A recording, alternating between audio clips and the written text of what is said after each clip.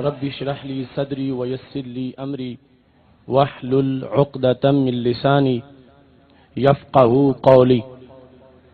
أحمدك اللهم يا مجيب كل سائل، والصلاة والسلام على من هو أفضل الوسائل وعلى آله وأصحابه ذوي الفضائل. أما بعد فأعوذ بالله من الشيطان الرجيم. بسم الله الرحمن الرحيم. ورفعنا لك ذكرك.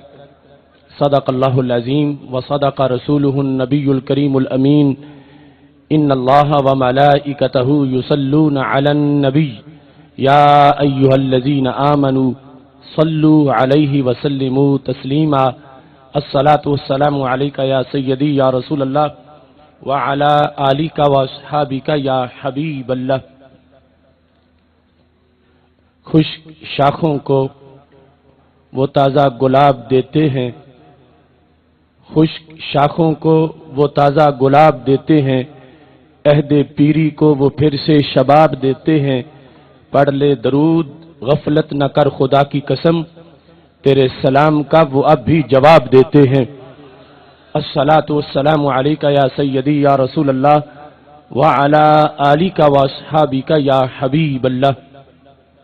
مولا صلی وسلم دائما ابدا علی حبیبک خیر الخلق کلہم. منزہ عن شریک فی محاسنہ فجوہر الحسن فیہ غیر منقاسم. یا اکرم الخلق مالی من الوذ بہ سواک عند حلول الحادث العمم. محمد تاج رسل اللہ قاطبۃ، محمد صادق الاقوال والکلم. محمد ذکرہ روح لانفسنا، محمد شکرہ فرد علی الامم. رب صلی وسلم دائما ابدا علی حبیبک خیر الخلق کلہم. اللہ تبارک و تعالی جل جلالہ وعم نوالہ وتم برہانہ وعظم شانہ وجل ذکرہ وعز اسمہ کی حمد و ثنا اور حضور سرور کائنات مفخر موجودات زینت بزم کائنات دستگیر جہاں غم گسار زماں سید سرورام حامی بے قسم قائد المرسلین خاتم النبیین احمد مجتبی جناب محمد مصطفیٰ صلی اللہ علیہ وآلہ وصحابہ وبارک وسلم کے دربار گوہر بار میں ہدیہ درود و سلام عرض کرنے کے بعد زینت محفل پیر طریقت حضرت صاحبزادہ محمد ولید احمد شرک پوری صاحب سجادہ نشین آستانہ عالیہ شرک پور شریف، جگر گوشہ قائد اہل سنت حضرت صاحبزادہ شاہ محمد اویس نورانی صدیقی صاحب جنرل سیکرٹری جمعیت علماء پاکستان، اور ان کے محفل شیخ الحدیث حضرت علامہ حافظ خادم حسین رضوی صاحب زید مجدہ. سٹیج پر دائیں بائیں ہر طرف شیوخ الحدیث، مفکرین، مدرسین اور عشق و مستی کا ایک سما موجود ہے. میں اس اجتماع کے آخری کونوں کو جب دیکھتا ہوں جہاں سے زمین اور آسماں آپس میں ملتے نظر آ رہے ہیں، مجھے وہاں سے روشنی ابھرتی نظر آ رہی ہے. اللہ کرے یہ صبح انقلاب کی صبح ہو، اللہ کرے یہ سحر ناموس رسالت پر پہرا دیتے ہوئے سرخرو ہونے کی سحر ہو. خالق کائنات جل جلالہ ہم سب کو یہ توفیق دے کہ عصر حاضر میں جو ہم پر ذمہ داریاں عائد ہو رہی ہیں ہم ان سے عہدہ برا ہو سکیں. آج مجھ حقیر پر تقصیر پر جو ان اکابر نے ذمہ داری مجھے سونپی ہے اور جس فریضے کی عظیم امانت میرے سپرد کی ہے، میں اپنے آپ کو اس کا اہل نہیں سمجھتا. تمہاری دعائیں مجھے حوصلہ عطا کریں گی، اور ان اکابر کا سایہ جو مجھ پر موجود ہے، اور وہ اکابر جنہوں نے مجھے انگلی سے پکڑ کے چلنا سکھایا، بولنا سکھایا، آج دنیا سے تشریف لے جا چکے ہیں، ان کی قبروں کا فیض بھی انشاءاللہ دستگیر ہوگا۔ میں آج کے اجتماع کو چشم تصور میں 6 ماہ پہلے ریاض الجنہ میں بیٹھ کے دیکھ رہا تھا، اور ریاض الجنہ میں بیٹھ کے میں نے جو نعت شریف آج کے منظر کی لکھی، ابھی میں وہ شعر آپ کے سامنے پیش کرتا ہوں۔ اللہ کا فضل ہے، کسی کے جلسے کا منصوبہ واشنگٹن میں بنتا ہے اور ہمارے جلسے کا پروگرام مدینہ شریف میں طے ہوا ہے۔ یہ برکت نہیں تو اور کیا ہے؟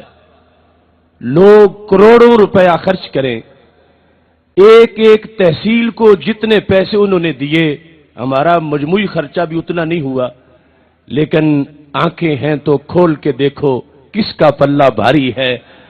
وہ سیاست اور ریاست اور ان اغلوطوں کے اندر انہوں نے جو اجتماع کر کے پاکستانی قوم کی آنکھوں میں دھول جھونکنے کی کوشش کی، رب کعبہ کی قسم، یہ اجتماع کے ایک طرف سے دیکھنا شروع کریں اور دوسری طرف تک نگاہ پہنچے تو پتہ چلے گا کہ عاشقان رسول صلی اللہ علیہ وسلم کا ایک اپنا ہی رنگ ہوتا ہے۔ ریاض الجنہ میں بیٹھا تھا اور آج کی کانفرنس کی ڈیٹ فائنل ہو چکی تھی۔ میں نے یہ لکھا، کتنے جوبن پہ ہے دیکھو آج فیضان رسول صلی اللہ علیہ وسلم، کتنے جوبن پہ ہے دیکھو آج فیضان رسول، تھام کے بیٹھے ہیں سارے دل میں دامان رسول صلی اللہ علیہ وسلم۔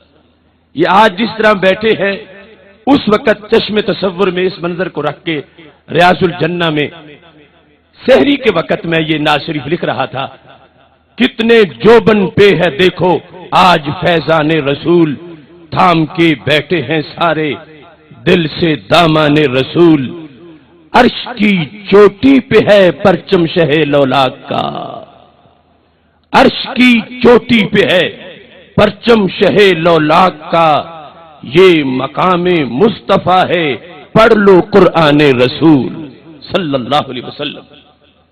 عرش کی چوٹی پہ ہے پرچم شہ لولاک کا، یہ مقام مصطفیٰ ہے پڑھ لو قرآن رسول، بس وہی مومن ہے جس کو جان سے ہو یہ عزیز، بس وہی مومن ہے جس کو جان سے ہو یہ عزیز، وہ بخاری میں ہے دیکھو واضح فرمان رسول صلی اللہ علیہ وسلم، بس وہی مومن ہے جس کو جان سے ہو یہ عزیز، وہ بخاری میں ہے دیکھو واضح فرمان رسول، کہہ رہے ہیں جو نبی کو آج بھی اپنی مثل، کہہ رہے ہیں جو نبی کو آج بھی اپنی مثل، کر عطا ان کو خدایا پھر سے پہچانے رسول صلی اللہ علیہ وسلم، کہہ رہے ہیں جو نبی کو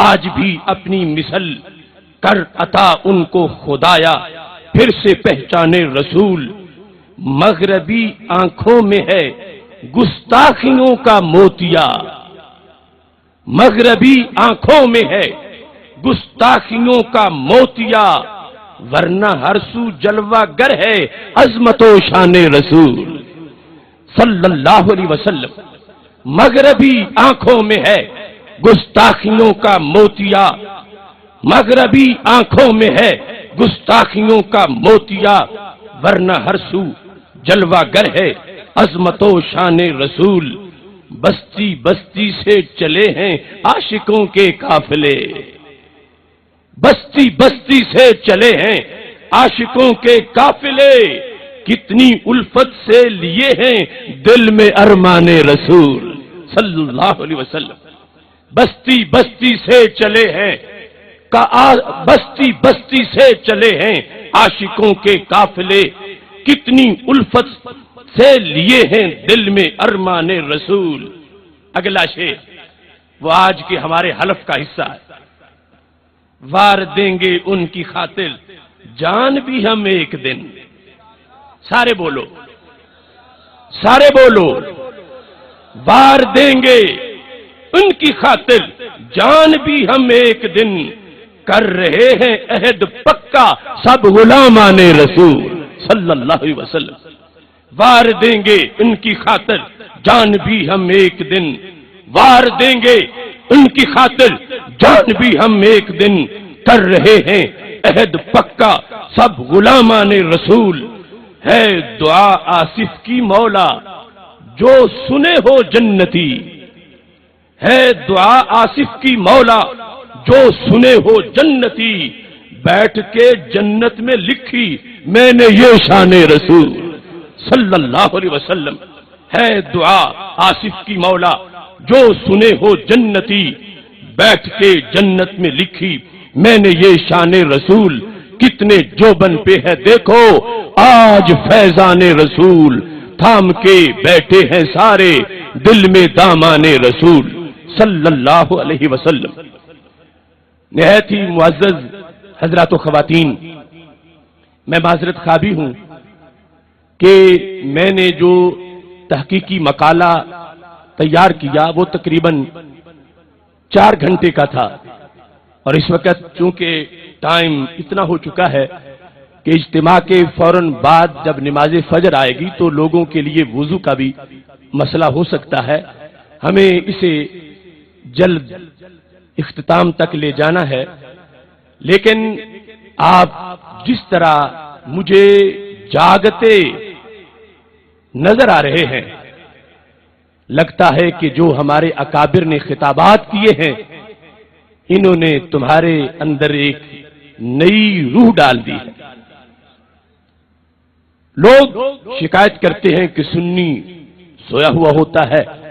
میں کیسے مانوں جب اتنے سنی نیند سے بے خبر ہو کر صرف سحر کی آس میں جب تم آخر شب تک جاگے ہو، سو مت جانا جاگنے والوں اس کے بعد اجالے ہیں.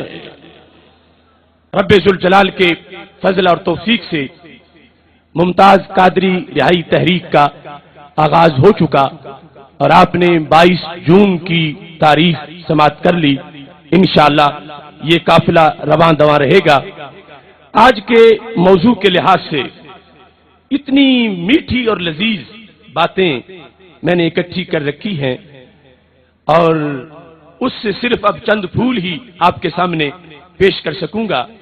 سب سے پہلے کہ اس کانفرنس کا نام جو منتخب کیا تو اس کا بھی ایک پس منظر ہے.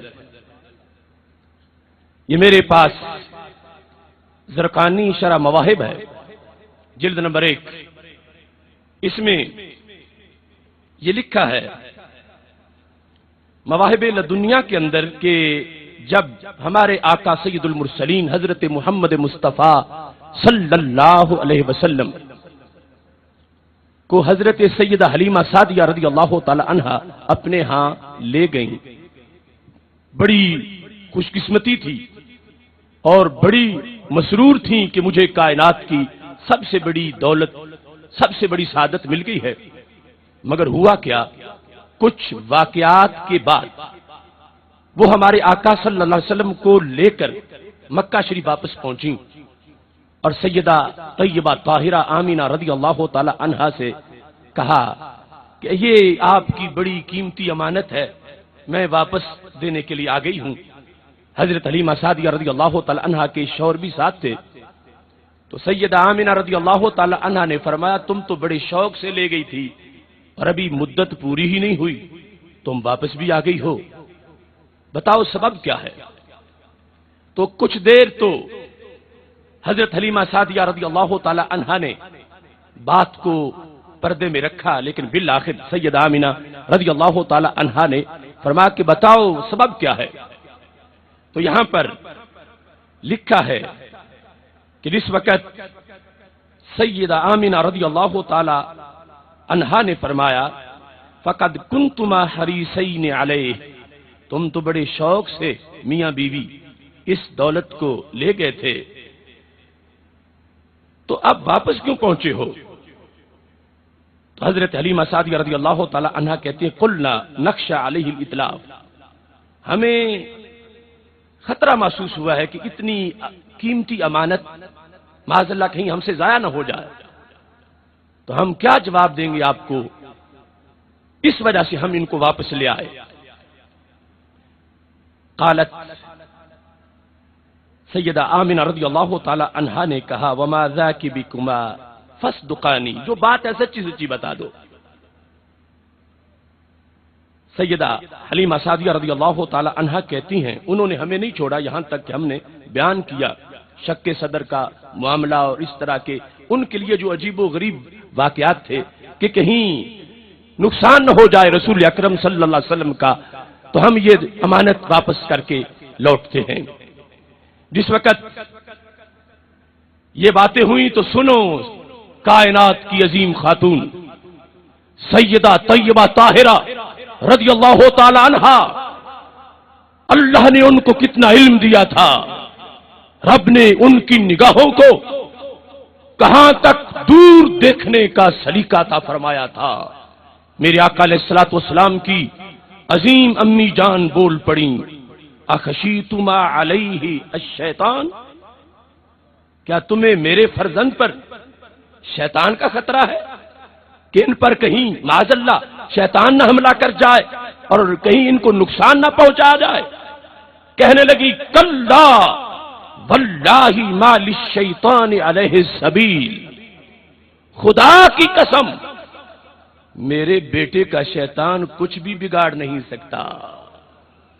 ما للشیطان علیہ السبیل، شیطان ان کا کچھ بھی نہیں بگاڑ سکتا، شیطان کا ان پہ کوئی بس نہیں چلتا۔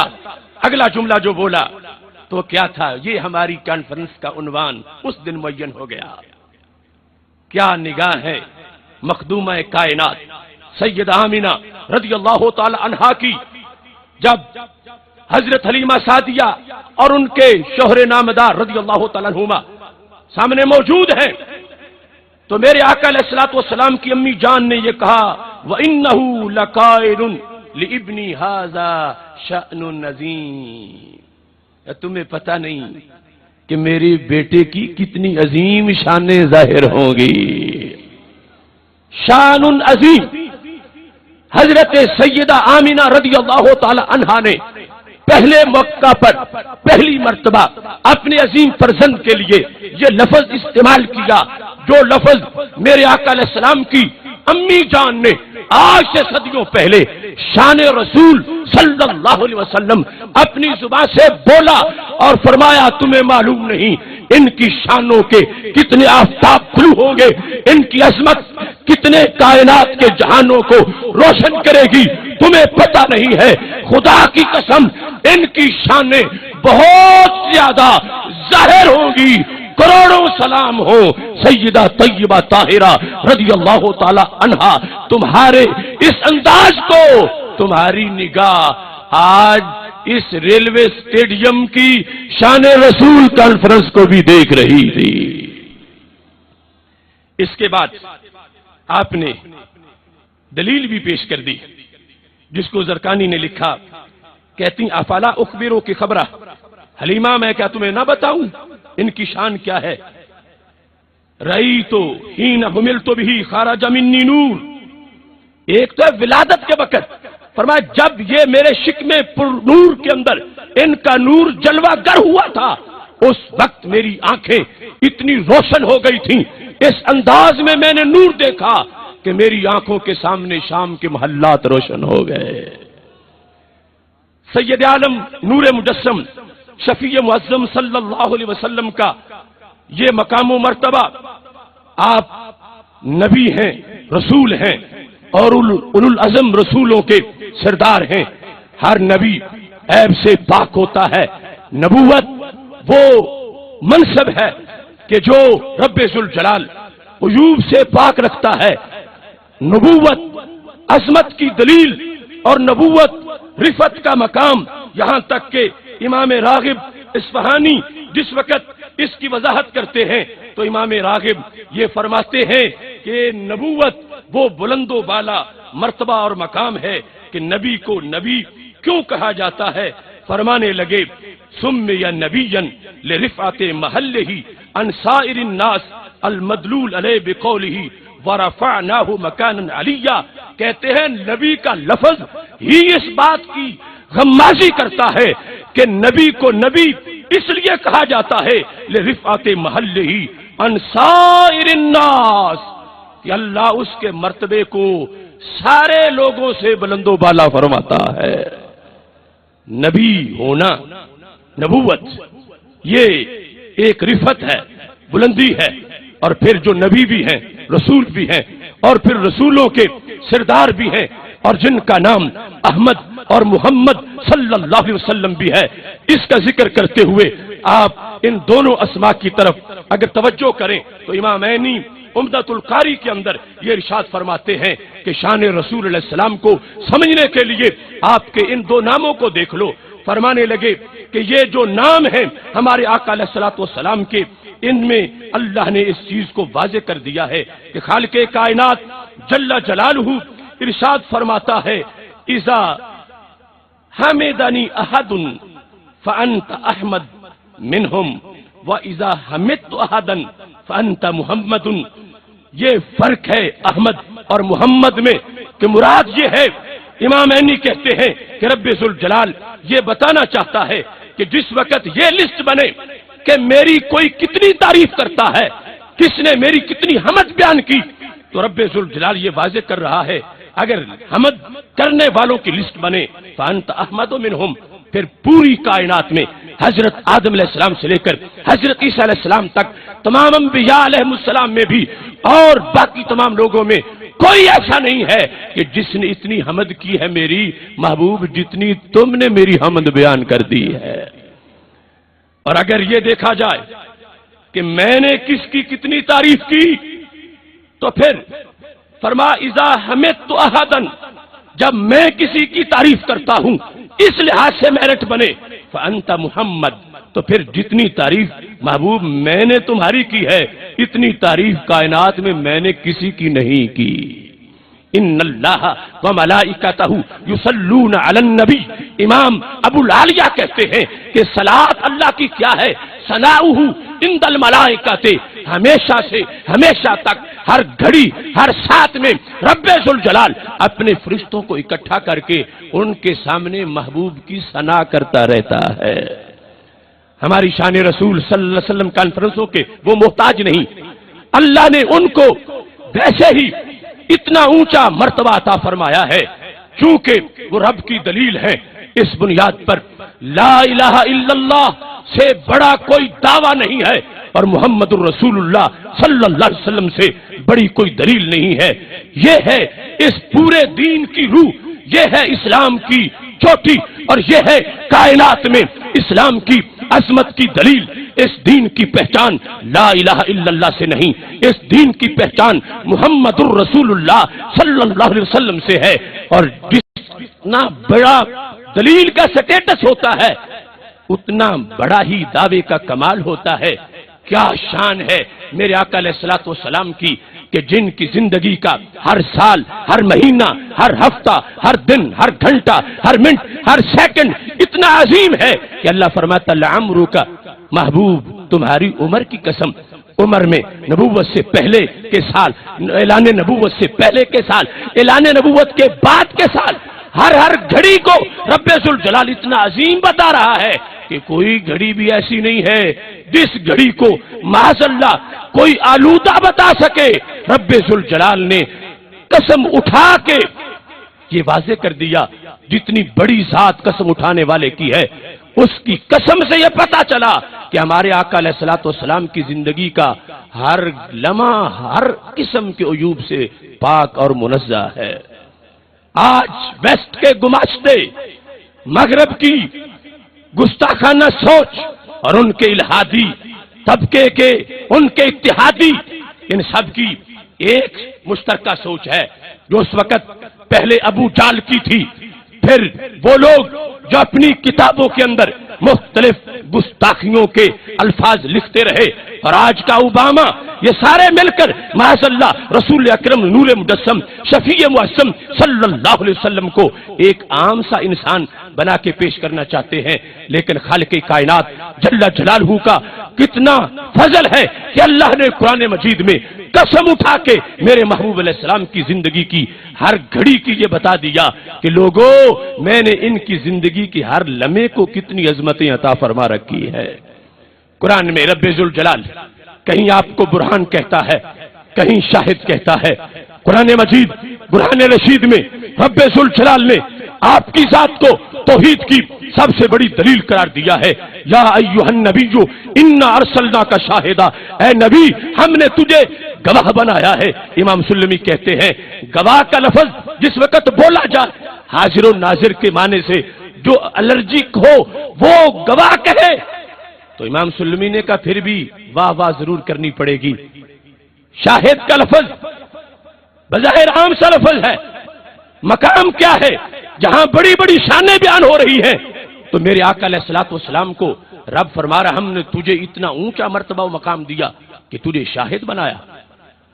तो जब माना देखें शाहिद का, तो मैं आपका गवाह, आप मेरे गवाह, कोई ऐसा है ही नहीं दुनिया में कि जो आया हो और गवाह ना हो, तो फिर खुसूसियत कैसे जाहिर होगी। तो इमाम सुल्लमी कहते हैं देखो गवाही का ताल्लुक किससे है, गवाही का दायरा कितना वसी है, गवाह किसका, गवाह किसके बारे में, मैं आपका गवाह, आप मेरे गवाह, हम मोहल्ले के गवाह, हम शहर के गवाह, लेकिन मेरे महबूब अलैहिस्सलाम की जात की गवाही क्या है, ऐ शाहिदल लना, महबूब हमने तुझे अपना गवाह बनाया है।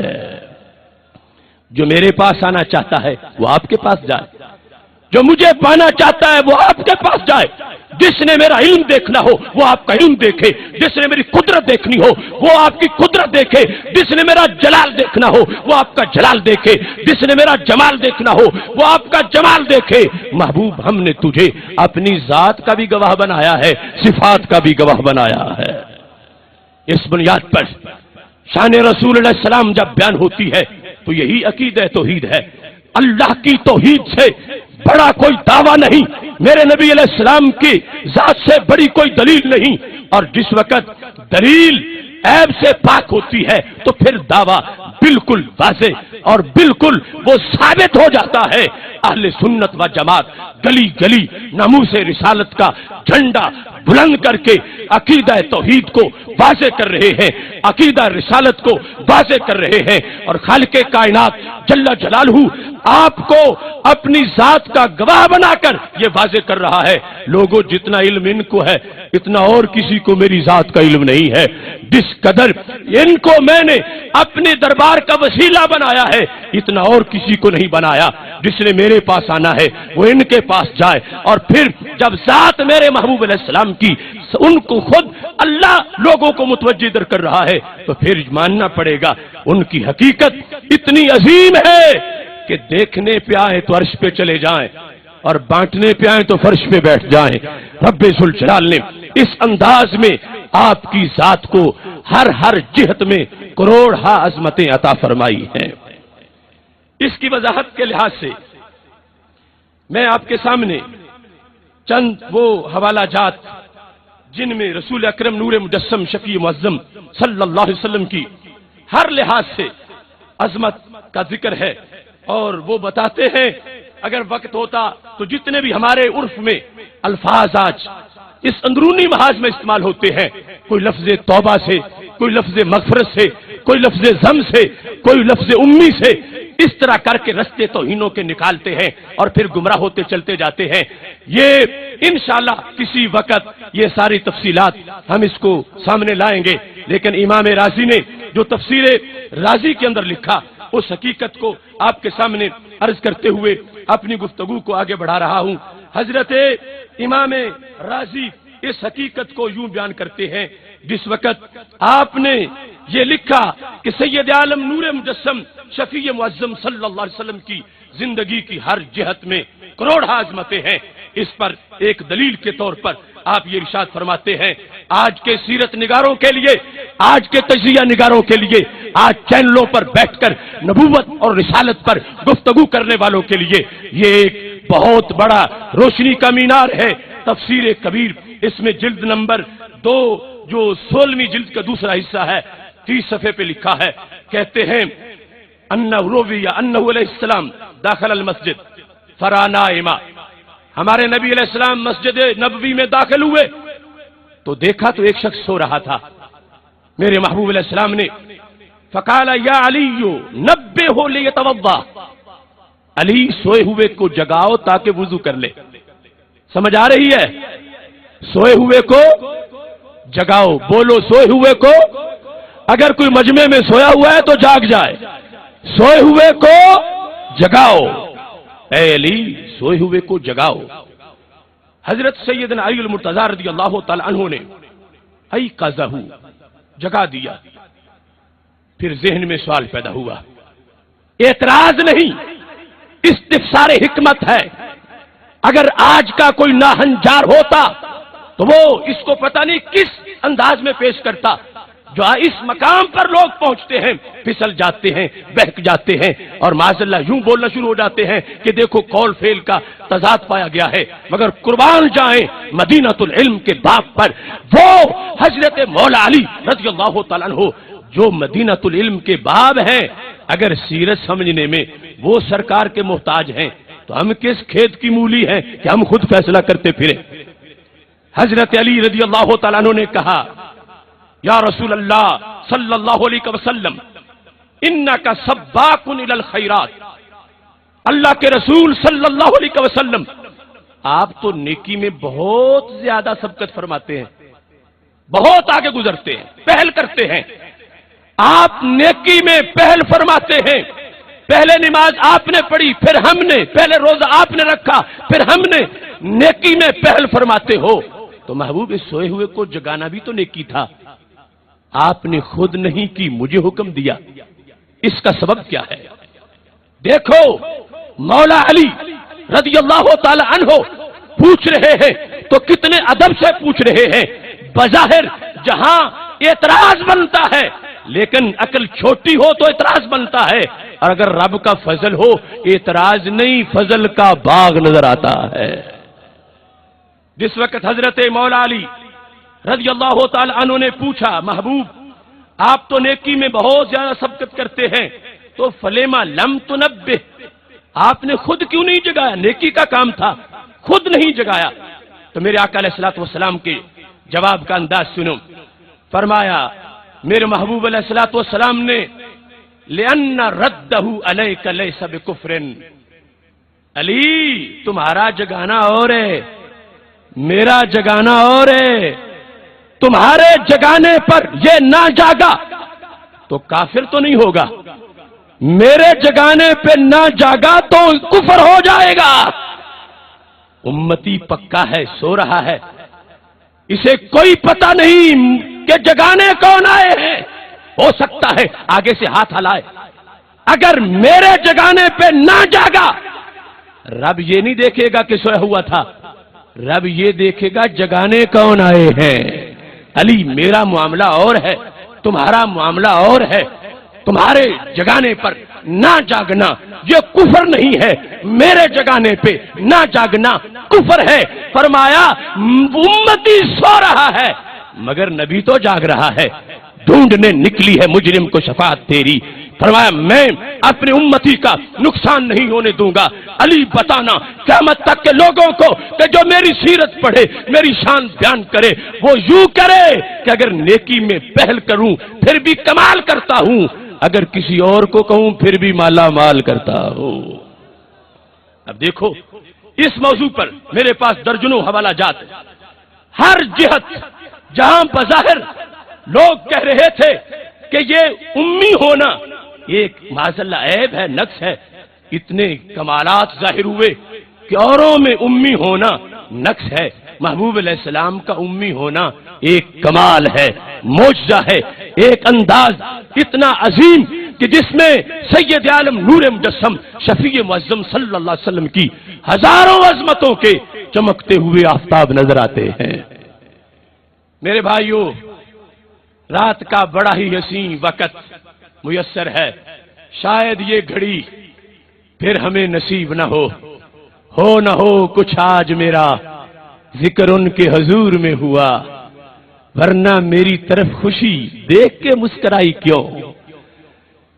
تصور کرو دربار رسالت صلی اللہ علیہ وسلم کا، پوری کائنات ان کے سامنے یوں ہے جیسے ہاتھ کی ہتھیلی پہ رائی کا دانہ ہوتا ہے۔ شان کیا ہے، شان کیا ہے میرے محبوب علیہ الصلوۃ والسلام کا، مقام کیا ہے؟ سب کو نزدیک کو دور دیتے ہیں، بندگی کا شعور دیتے ہیں۔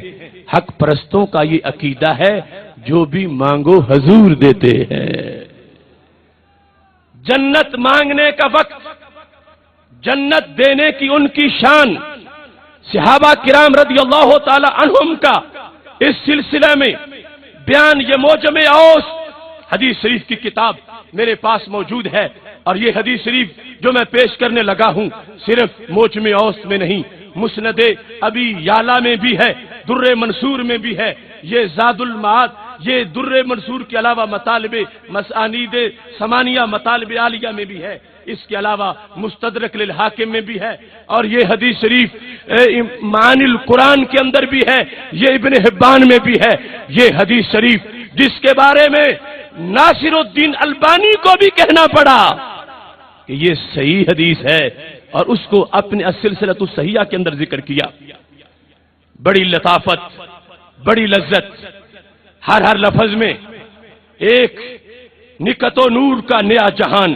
راوی ہے حضرت علی المرتضیٰ رضی اللہ تعالیٰ عنہ، کہتے ہیں کان النبی صلی اللہ علیہ وسلم اذا سئل شیئا فاراد ان یفعلہ قال نعم، کہ ہمارے آقا علیہ السلام سے جب کسی چیز کا سوال کیا جاتا تھا، اگر سرکار کا ارادہ یہ ہوتا تھا کہ آپ اسے دیں گے تو سرکار کیا فرماتے تھے؟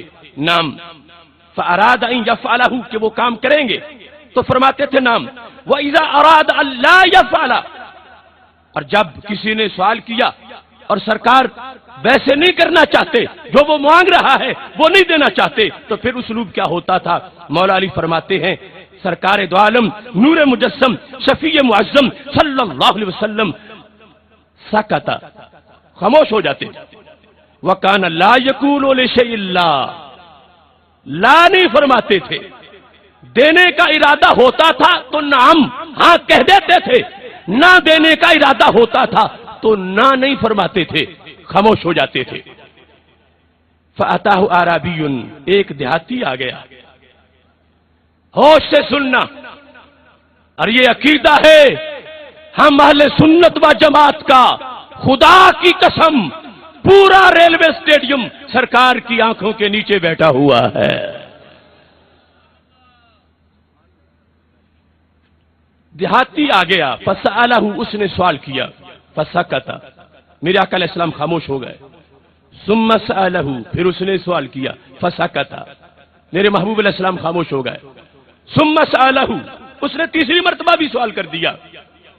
فقال له النبی صلی اللہ علیہ وسلم کہیۃ المنتہر، تو میرے آقا علیہ السلام نے جس طرح کی جھڑکی کا انداز ہوتا ہے فرمایا، وہ سلما شیتا یا ربیو، اے بدو جو چاہے مجھ سے مانگ لے۔ یہ ہے سرکار میں نہ لا ہے نہ حاجت اگر کی ہے۔ اور بخاری شریف میں میرے آقا علیہ الصلوۃ والسلام کہ یہ جملے موجود ہیں، ای المؤمنین شتمتہ آذیتہ اور جلدتہ فاجعلھا لہ صلاۃ و زکاۃ و قربا تقرب بہا الیک یوم القیامہ، اے اللہ میں نے اپنے مومن کو، اپنے غلام کو اگر جھڑکی بھی دے دی ہے تو میری جھڑکی بھی اس کی نماز بنا دے، اس کی زکات بنا دے۔ اب بولے کیسے ہیں جیسے کوئی جھڑکی دے رہا ہو، فرما کیا دیا ہے؟ سل ما شئت یا اعرابی، جو چاہو مانگ لو، جو چاہو مانگ لو۔ صحابہ کہتے ہیں پاس بیٹھے ہوئے، دیکھو ہم بدلے نہیں، ہم بھٹکے نہیں، ہم بگڑے نہیں۔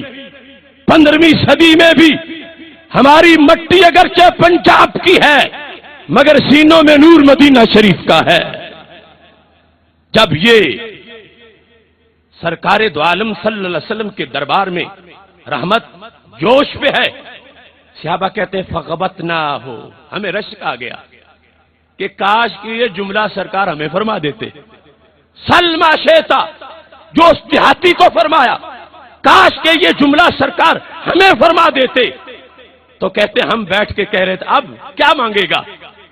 توجہ کرنا، یہاں سے لے کر نجد کے گنجے پتھروں تک میں یہ آواز پہنچانا چاہتا ہوں، مجھے آج کے عقیدہ توحید سیمینار میں بھی ایک میسج ان تک پہنچانا ہے۔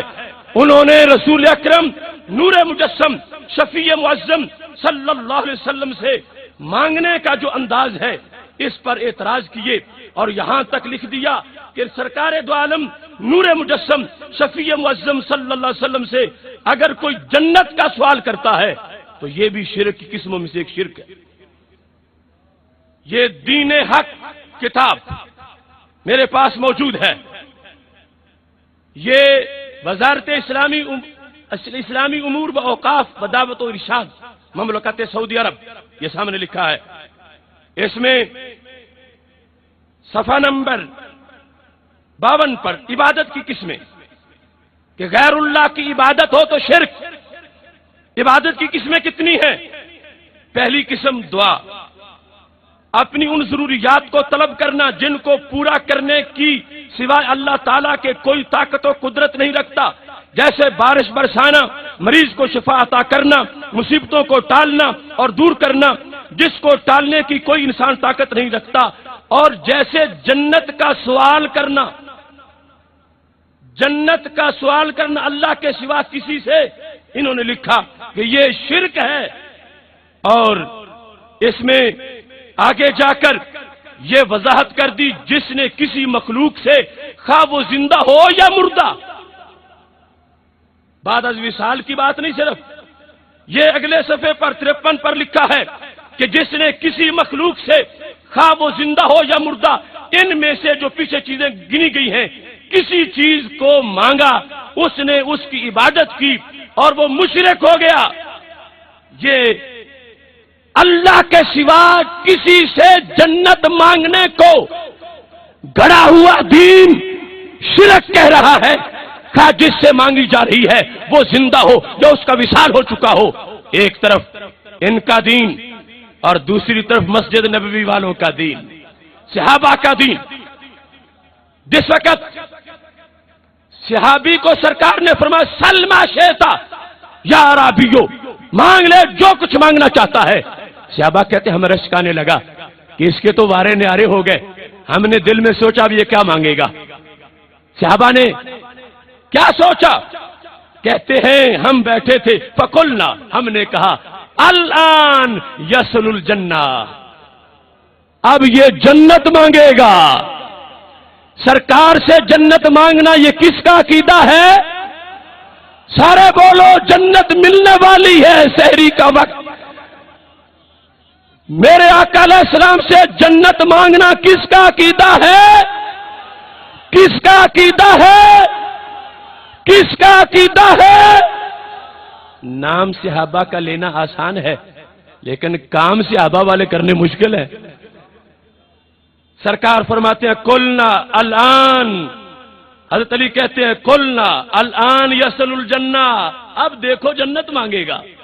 سرکار نے جو فرما جو دیا ہے کہ جو چاہو مانگو۔ اب مزاج ان لوگوں کا کیا ہے؟ اگر یہ بیٹھے ہوتے تو معاذ اللہ ان کو تو مکھی کے پر سے بھی نیچے جا کے کوئی چیز ملنی تھی، کہ پر بھی نہیں دے سکتے تو پھر کوئی اس سے نیچے ہوگی۔ لیکن صحابہ کا دماغ کتنا اونچا ہے کہ سرکار دیں گے یہ لے گا تو کیا مانگے گا؟ صحابہ کہتے ہیں یہ تو جنت مانگے گا۔ تو صحابہ بتا رہے ہیں کہ سرکار جنت دینے پہ آئے تو جنت دے لیتے ہیں۔ آگے وہ دیہاتی، اس کا اپنا انداز تھا اور حکمت ظاہر ہونی تھی۔ اس نے کہا اسألک راحلہ، محبوب مجھے کوئی سواری دے دو، کوئی اونٹنی دے دو مجھے۔ تو میرے آقا علیہ السلام نے فرمایا اللہ کا ذاک، چلو اونٹنی دے دی۔ ثم سل، اونٹنی تو نے مانگی وہ مل گئی، اب مانگ کیا مانگنا چاہتا ہے؟ سل، مانگ۔ صحابہ کہتے ہیں نبی اکرم نور مجسم شفیع معظم صلی اللہ علیہ وسلم نے جب فرمایا اور مانگ، کہتا اسألک زادہ، مجھے زاد راہ بھی دے دو، اونٹنی دی ہے تو زاد راہ بھی دے دو. تو میرے آقا علیہ السلام نے فرمایا کہ ذاکا، مل گیا زاد راہ تجھے، اونٹنی بھی ملی، زاد راہ بھی ملا، لیکن سل، مانگ جو مانگنا ہے. دیکھو دربار رحمت کھلا ہے، مانگ جو مانگنا ہے. تو میرے آقا علیہ السلام نے جس وقت یہ ارشاد فرمایا تو صحابہ کہتے ہیں رسول اکرم نور مجسم شفیع معظم صلی اللہ علیہ وسلم فرما رہے تھے فتعجبنا من ذالک، ہم نے بڑا تعجب کیا کہ سرکار اتنا دینے پہ آئے ہوئے ہیں، صرف کہتے مانگ. تو ہمارے آقا علیہ السلام بول پڑے، فرمایا کم بین مسلک الاعرابی و جوز بنی اسرائیل. اے بدو، کاش کہ تو بنی اسرائیل کی بوڑھی خاتون سے سبق پڑھاتا. تجھے مانگنے کا ڈانگی نہیں کہ مانگنا ہو تو کیا مانگتا. کاش کے فرق، کتنا فرق ہے بنی اسرائیل کی بوڑھی خاتون اور اس بدو کے سوال میں، کتنا فرق ہے. جب میرے آقا علیہ السلام نے یہ ایک جھلک دکھائی، صحابہ تڑپ اٹھے، کہنے لگے یا رسول اللہ صلی اللہ علیہ وسلم، اب ہمیں ارشاد فرمائیے یہ بنی اسرائیل کی بوڑھی کا کیا عقیدہ تھا، اس کا مسئلہ کیا ہے، یہ ارشاد فرما دیجئے. سید عالم نور مجسم شفیع معظم صلی اللہ علیہ وسلم اب ارشاد فرما رہے ہیں. اور یہاں پر میں نے اس واسطے یہ سلسلۃ الاحادیث الصحیحہ کا حوالہ پہلے ذکر کر دیا کہ اس کے صفحہ نمبر 624 پر اس حدیث کی پوری بحث موجود ہے، اور حدیث نمبر 313 ہے جس میں ناصر الدین البانی جس نے ٹھیکہ لیا ہوا ہے اہل سنت کے عقائد و نظریات والی حدیث کو ضعیف قرار دینے کا جعلی طور پر، وہ بھی یہاں بھاگ نہ سکا. اس نے صحیح حدیثوں کے اندر اس حدیث کو شامل کر کے جو کچھ حدیث سے ثابت ہو رہا ہے بتا دیا کہ اس میں اللہ نے کتنی صداقتیں عطا فرما رکھی ہے. میرے آقا علیہ السلام نے فرمایا سنو بنی اسرائیل کی بوڑھی کیا مانگتی تھی. ان موسیٰ لما امر ان یقطع البحر فانتہا الیہ، حضرت موسیٰ علیہ السلام کو جب حکم ہوا کہ چلو رات کے وقت قوم کو لے کر، جب وہ آگے بڑھے تو سواریوں نے منہ پیچھے کر لیے، آگے سے ڈرنے لگے، ساری سواریاں پیچھے آ گئیں. فقال موسیٰ مالی یا رب، اے اللہ یہ کیا ہے، معاملہ کیا ہے کہ یہ ساری سواریاں دوڑ کے پیچھے آ رہی ہیں، میں آگے جانا چاہتا ہوں اور یہ سواریاں پیچھے آ رہی ہیں. اس مقام پر جو متعدد کتب ہیں ان کے اندر متعدد الفاظ اس حدیث شریف کے موجود ہیں. مستدرک للحاکم کے اندر اس کی تفصیل اس انداز میں ہے کہ جس وقت رستہ گم ہو گیا بنی اسرائیل سے، فقال له علماء بنی اسرائیل، تو حضرت موسیٰ علیہ السلام سے علماء کہنے لگے نحن نحدثک ان یوسف اخذ علینا مواثیق، ہم تجھے بتاتے ہیں کہ حضرت یوسف علیہ السلام نے یہ ہم سے عہد لیا تھا کہ جب تم مصر سے جاؤ گے تو تم نے یہ کام ضرور کرنا ہے کہ اس انداز میں حتی ننقل عظامہ معنا، کہ تم تب جا سکو گے جب میری قبر کھود کے مجھے ساتھ لے جاؤ گے. تو ویسے نہیں سواری چلے گی، مشکل تب ٹلے گی جب حضرت یوسف علیہ السلام کی قبر پہ جاؤ گے، ان کا پتہ چلے گا، رستے روشن ہو جائیں گے. جس وقت یہ بات منظر عام پر آ گئی تو حضرت یوسف علیہ السلام کی قبر کا پتہ پوچھا گیا کہاں موجود ہے. ایک بوڑھی خاتون تھی، اس کو پتا تھا کہ قبر حضرت یوسف علیہ السلام کی کس جگہ پہ موجود ہے. اس بوڑھی کے پاس جب حضرت موسیٰ علیہ السلام پہنچے تو آپ نے اس سے کہا بتاؤ حضرت یوسف علیہ السلام کی قبر کہاں ہے، هل تعلمین این قبر یوسف علیہ السلام، قالت نام، جانتی ہو کہاں قبر ہے؟ اللہ کے ایک نبی دوسرے نبی کی قبر کا رستہ پوچھ رہے ہیں. خاتون نے کہا جانتی ہوں. قال دلینی علیہ، پھر بتا دو کہاں ہے. قالت لا واللہ حتی توتینی ما اسألوکا، جب تک میری شرط پوری نہیں ہوگی اس وقت تک میں حضرت یوسف علیہ السلام کی قبر کا رستہ نہیں بتاؤں گی۔ توجہ سے سننا، شرط کیا تھی؟ قال ذاک لک، شرط بتاؤ تو کیا ہے، میں پوری کروں گا۔ کہنے لگی انی اسألوک ان اکون معک فی الدرجۃ التی تکون فیہا فی الجنہ۔ بوڑھی نے کہا قبر کا پتہ بتانے کا ریٹ کچھ کم نہیں ہے، میں قبر کا ایڈریس تب بتاؤں گی جب جنت میری پکی کر دو گے، جنت کی ٹکٹ مجھے ملے گی تو پھر میں قبر کا پتہ بتاتی ہوں، ورنہ میں قبر کا پتہ نہیں بتاتی۔ تو حضرت موسیٰ علیہ السلام نے جواب میں کہا نہیں، یہ تم زیادہ مانگ رہی ہو، صرف جنت ہوتی تو اور بات تھی، یہ کہہ دیا سلل جنت، جنت مانگ لے، مگر یہ تم میرے ساتھ جنت کا کہہ رہی ہے، یہ تو بڑی دور کی بات ہے، صرف جنت مانگ لے۔ یہاں سے بھی پتا چلا کہ موسیٰ علیہ السلام کو جنت دینے کا اختیار تھا کہ جنت مانگیے، ساتھ میرے سنگت جو مانگتی ہے نبیوں کے درجے میں، یہ نہ مانگ، صرف جنت مانگ لے۔ آپس میں بات ہوتی رہی۔ پاؤ اللہ تبارک و تعالی علیہ، اللہ نے وحی کی حضرت موسیٰ علیہ السلام کو ان آتہا ذالکا، موسیٰ شرط مان جاؤ، جنت بھی دے دو، جنت میں اپنی سنگت بھی دے دو، تو کیا ہوگا؟ فَإِنَّهُ لَا يُنْكِسُكَ شَيْئًا، تمہارے خزانوں میں کیا کمی آئے گی؟ دیکھو نبی کا خزانہ، دیکھو نبی کا خزانہ، لا يُنْكِسُكَ شَيْئًا، جنت دے دو، اپنے ساتھ دے دو، اس میں کوئی کمی نہیں آئے گی۔ فَآتَاهَا، حضرت موسیٰ علیہ السلام نے قبر کے پتے کے لیے جنت کی قیمت دے دی، حضرت یوسف علیہ السلام کی قبر کے پتے کے لیے حضرت موسیٰ علیہ السلام نے وہ قیمت دے دی جنت کی، اور جس وقت ان کا جسد اثر نکلا تو ہر طرف روشنی پھیل گئی، رستہ مل گیا۔ یہ حدیث بیان کر کے میرے نبی علیہ السلام فرمانے لگے یہ اعرابی کتنا سادہ ہے، اس کو پتہ ہی نہیں ہے کہ بنی اسرائیل کی بوڑھی کیا مانگتی تھی، یہ کبھی سواری مانگتا ہے، یہ کبھی زیادہ راہ مانگتا ہے، میں جب کہہ رہا ہوں سل مانگ لے جو مانگنا ہے، تو پھر اسے سب سے پہلے میری دہلیز پہ جنت کا سوال کرنا چاہیے تھا۔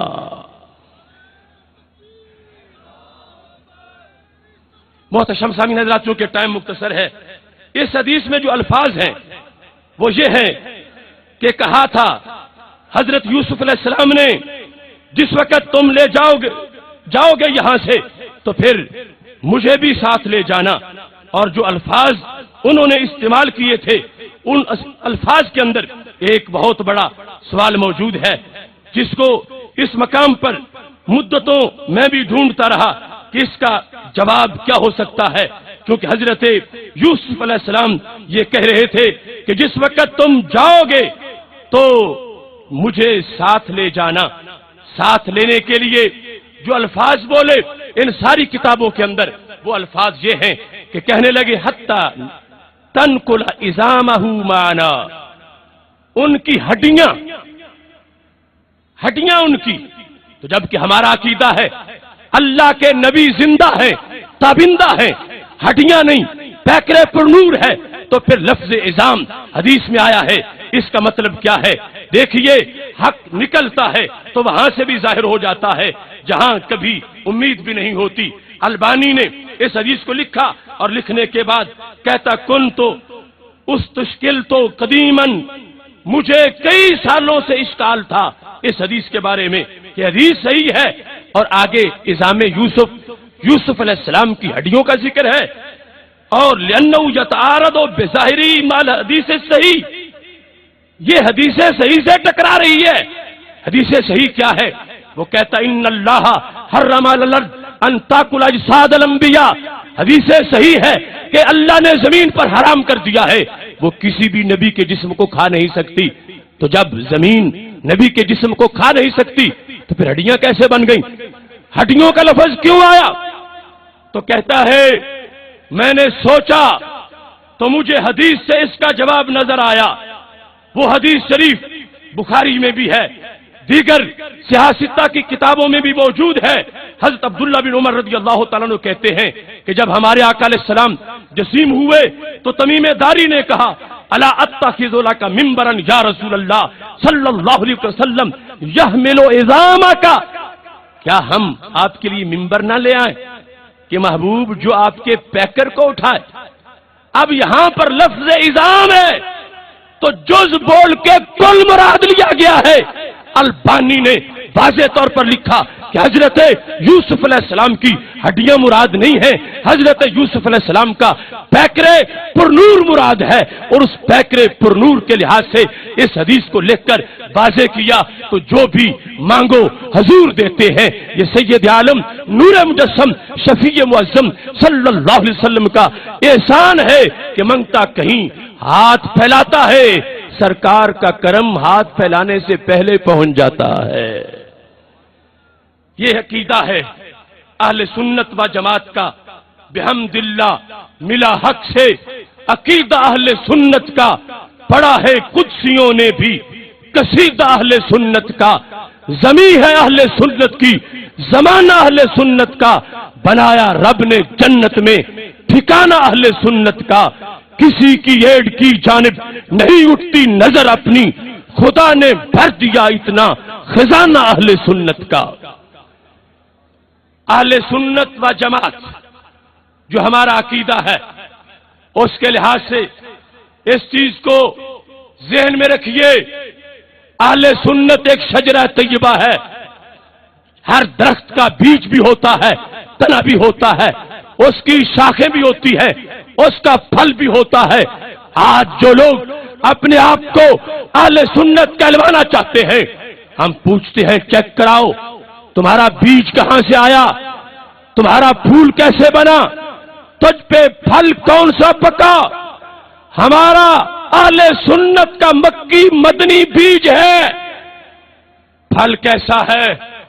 میں ان کیکروں کو دعوت دیتا ہوں، دکھاؤ اپنے درخت پہ کہیں داتا صاحب جیسا کوئی پھل پکا ہو، کہیں بابا فرید جیسا کوئی پھل پکا ہو، کہیں حضرت سلطان باہو جیسا کوئی پھل پکا ہو.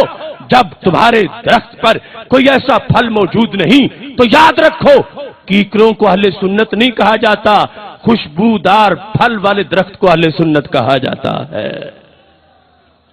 اس لیے اہل سنت و جماعت وہ مقدس عقیدہ ہے، وہ روشن سلسلہ ہے جس کی ایک جانب دربار رسالت سے ملی ہوئی ہے اور دوسری جانب حضرت امام احمد رضا بریلوی سے ملی ہوئی ہے. ہر دور میں ہر صدی کے اندر ہم اپنے امام گنوا سکتے ہیں. ہر دور میں ہمارے امام مؤذن موجود تھے. میں پوچھتا ہوں بتاؤ تو صحیح، جب رائے راجو کے سر پہ داتا صاحب نے جوتے مارے تھے تمہارا اس وقت مؤذن کون تھا؟ اس وقت تمہارا توحید کا اذان دینے والا کون تھا؟ جس وقت مجدد الفسانی ٹکرائے تھے اکبر کی نام نہاد روشن خیالی سے، تمہارا اس وقت مؤذن کون تھا؟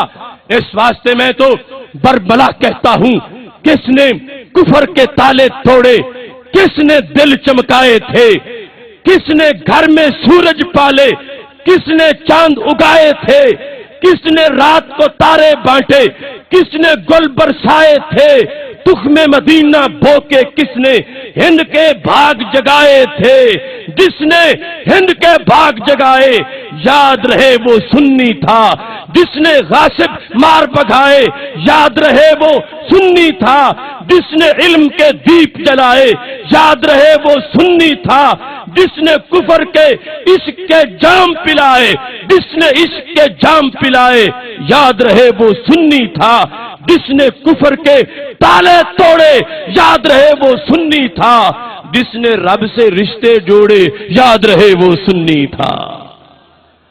آج خوارج اپنے آپ کو سنی قرار دے رہے ہیں. صرف ایک حوالہ پیش کر رہا ہوں، الکامل کے اندر ابن الاسیر جزری نے اس کو سند سے روایت کیا، جلد نمبر 3 ہے. حضرت شہید کربلا سیدنا امام حسین رضی اللہ تعالیٰ عنہ کربلا میں کھڑے ہو کر اہل سنت کی تعریف کر رہے تھے. سنی کون ہوتا ہے؟ آج جن کے سینے بغض حسین سے بھرے ہوئے ہیں وہ اپنے آپ کو اہل سنت کہلوانے لگے. حضرت امام حسین رضی اللہ تعالی عنہ کھڑے تھے کربلا کے میدان میں. پوچھا اولم یبلغکم قول مستفید، اے لوگو کیا وہ تمہیں مشہور حدیث نہیں پہنچی؟ پوچھا گیا کون سی حدیث؟ کا قال رسول اللہ صلی اللہ علیہ وسلم لی والے اخی، میرے لیے اور میرے بھائی حسن رضی اللہ تعالیٰ عنہ کے لیے سرکار نے ایک جملہ بولا تھا، اے کوفہ والو کیا تمہیں وہ حدیث یاد نہیں ہے؟ پوچھا کون سا جملہ، کون سی حدیث؟ تو حضرت امام حسین نے کہا میرے لیے اور میرے بھائی امام حسن رضی اللہ تعالیٰ عنہ کے لیے سید المرسلین حضرت محمد مصطفیٰ صلی اللہ علیہ وسلم نے یہ ارشاد فرمایا تھا، انتما سیدہ شباب اہل الجنہ وقرۃ عین اہل السنہ. اے حسن حسین تم جنتی جوانوں کے سردار بھی ہو اور سنیوں کی آنکھ کی ٹھنڈک بھی ہو. یہ ہے سنی کی تعریف سند کے ساتھ. جس کا دل بغض اہل بیت سے بھرا ہو وہ سنی نہیں ہو سکتا. سنی ہونے کے لیے یہ شرط حدیث شریف میں واضح لکھ دی گئی. اللہ کا کروڑوں بار شکر ہے کہ اس نے ہمیں صحابہ کی محبت بھی عطا کی، اہل بیت کی محبت بھی عطا کی. اور خلاصہ اہل سنت و جماعت کا خطیب کربلا نے بیان کر دیا. اس لیے میرے بھائیوں کہیں گھبرانے کی ضرورت نہیں. وہ لوگ گندے اتنے ہیں کہ کسی ستری سی چادر کی تلاش میں ہیں کہ جس پر کوئی داغ نہ ہو، اور وہ یہ چادر کھینچنا چاہتے ہیں. شان رسول صلی اللہ علیہ وسلم کانفرنس یہ اعلان کر رہی ہے جب تک جسم میں جان رہے گی ہم اہل سنت کا صاحبان کسی کو کھینچنے نہیں دیں گے. ہاں جسے شوق ہے سنی کہلوانے کا وہ مزاج سنی بنائے، اپنے آپ کا ضمیر خمیر سنی بنائے، ڈاکومنٹس آف اہل سنت کو پورا کرے، ہم اسے خوش آمدید کہیں گے. لیکن کبھی گستاخیوں کو چھپانے کے لیے اپنی ستھری چادر کسی کو استعمال کرنے کی ہرگز اجازت نہیں دیں گے. محتشم سامعین حضرات، اللہ کا شکر ہے کہ رات ہماری سرکار مدینہ صلی اللہ علیہ وسلم کے انتظار میں گزری. رسول اکرم نور مجسم شفیع معظم صلی اللہ علیہ وسلم کی نگاہ عنایت کے نیچے گزری. کہاں کہاں سے قافلے چلے تھے اور منزل پہ پہنچے، اور اتنی کثیر تعداد میں بیٹھ کر آپ نے اکابر کی ان باتوں کو سنا اور اپنے سینے روشن کیے. اب واپسی کا وقت ہے، سلام ہوگا، دعا کی قبولیت کا وقت ہے. شرک پور شریف کے عظیم چشم و چراغ میاں ولید احمد شرک پوری دعا فرمائیں گے. پیغام یاد رکھنا، حضرت غازی ممتاز حسین قادری کی رہائی کے لیے 22 جون کو پنڈی لیاقت باغ کے اندر جو ممتاز قادری رہائی کانفرنس ہو رہی ہے اس کا پیغام گلی گلی محلے محلے پہنچائیے. الہی پر اثر میری دعا کر بجاہ مصطفیٰ خیر الورا کر، خدا بندہ دعا میری یہی ہے میرے ممتاز غازی کو رہا کر. وآخر دعوایا ان الحمدللہ رب العالمین.